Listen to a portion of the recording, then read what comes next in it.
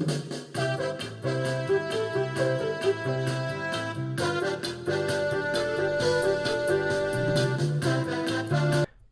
मुलांनो, तुमच्या आवडत्या संजय सरांच्या गोष्टींच्या शाळेत तुमचं मनपूर्वक स्वागत.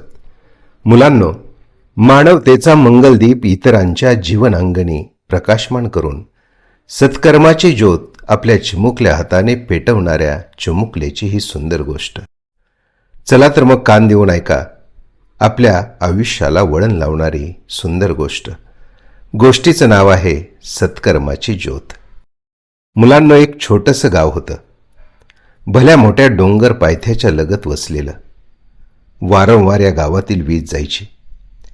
एके रात्री या गावातील वीज गेली. संपूर्ण गाव अंधारात बुडालं होतं. आजी त्या अंधारात छोटासा दिवा आणि काडीपेटी शोधत होती. राहुलला आजीची धडपड जाणवली. राहुल आजीला म्हणाला, आजी, मी मदत करू का? आजी म्हणाली, हो बाळा. राहुलने आजीला दिवा शोधून दिला. राहुल आजीला म्हणाला, आजी, एवढ्या मोठ्या अंधारात हा छोटासा दिवा काय करणार? आजी हसली. तिने दिवा पेटवला. त्या छोट्याशा दिव्याच्या प्रकाशात घर उजळलं. राहुल म्हणाला, आजी, एवढासा दिवा असूनही अंधार पळाला. आजी म्हणाली, बाळा, चांगुलपणाचंही असंच असतं. एक छोटंसं हसू, एक गोड शब्द, एक मदतीचा हात आणि एक चांगलं काम, हेही आपल्या जीवनातील अंधार दूर करतात.